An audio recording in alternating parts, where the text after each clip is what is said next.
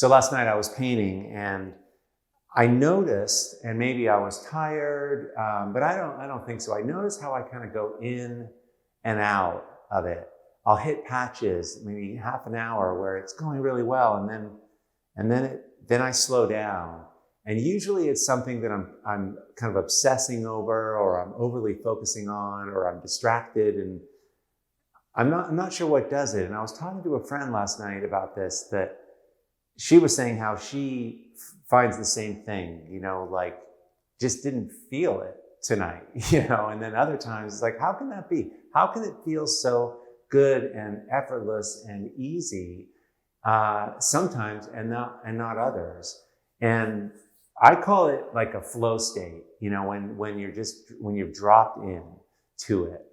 And so my name is Nicholas Wilton, and this is Art to Life. And I'm interested in figuring this out because I love talking about this, because if you can get this, then you can be way more productive and it's much more enjoyable. And there's some answers to this. This is a real thing. This isn't just a made up thing. It's not just luck that sometimes you paint better. It's not because of what you've eaten. I mean, I've gone through all of those things. It's not the color of your walls in your studio or the materials or your confidence. I mean, confidence comes into it a little bit, but it has to do with flow. And so this is not a scientific thing. This is just what I gleaned over the years. And I'm super curious to ask you at the end what you do to get into this, because I want to dive into this and learn more about it so I can teach this better. But here's what I know.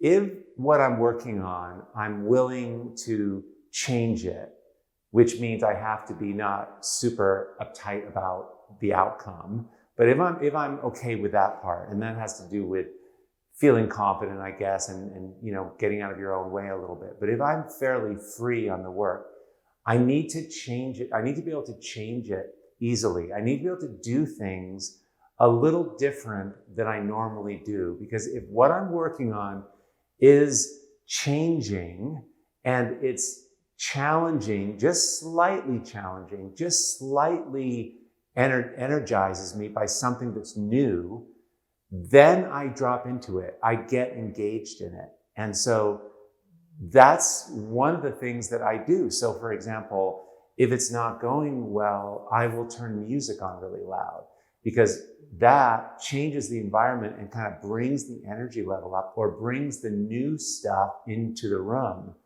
which somehow quiets the thinking where I'm judging what I'm doing, or I'm thinking about other things. I'm not in it. I'm not totally present. There's something about having something that's a little challenging. You hear about this with in college, or if you take a course and it's too easy, you can't even do it. It's so boring and your mind wanders. Well, that's the thing with your art. If it's routine, you can't get into it. It needs to be some degree kind of tricky, kind of challenging, kind of new. So taking chances, being able to change anything or change areas, being bolder, using colors you haven't used before, looking at it upside down, turning the painting a certain angle, moving further away from it. One thing I do is I put my stopwatch on and I keep track of the time, and I kind of work quickly. It forces me to stay in motion.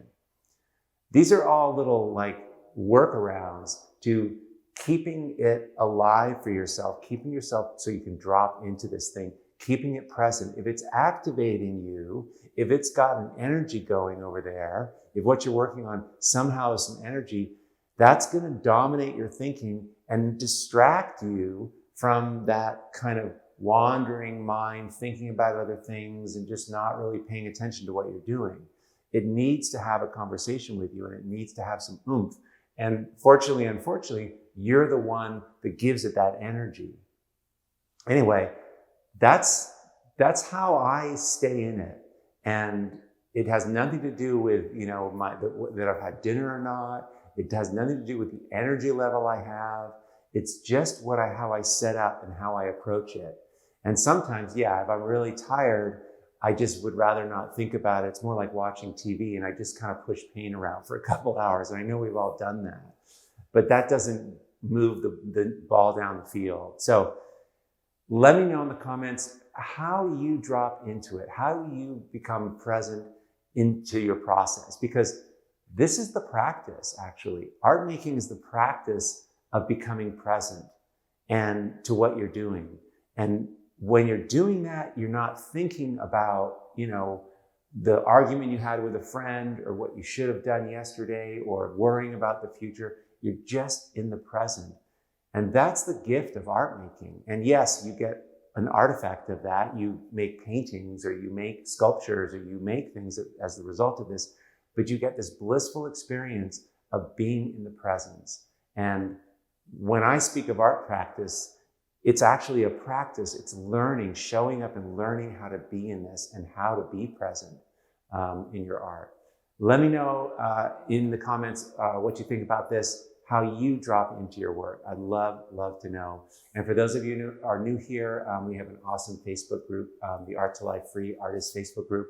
There's a link below, click on that, come join us. There's a ton of cool work being done, and I hope to see you in there. And I hope you've had a really restful break, holiday, and you're fired up to get back into your art. Thanks so much for being here. Okay. Hey everyone, if you found this helpful, I have a whole lot more to teach, share, and inspire you with every single week. So please join the Art to Life YouTube channel by clicking the subscribe button below. Okay, great, let's do this.